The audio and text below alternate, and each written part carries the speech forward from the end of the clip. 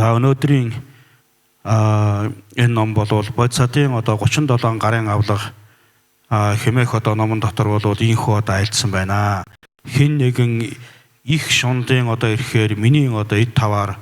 бүгдийг булаах юм уу, булаахад оруулсан байсан ч би хийгээ төгс сэтэл 3 цагийн буян нугуудаан түүнд зориулах нь бодисатын гарын авлага муу юм аа гэж.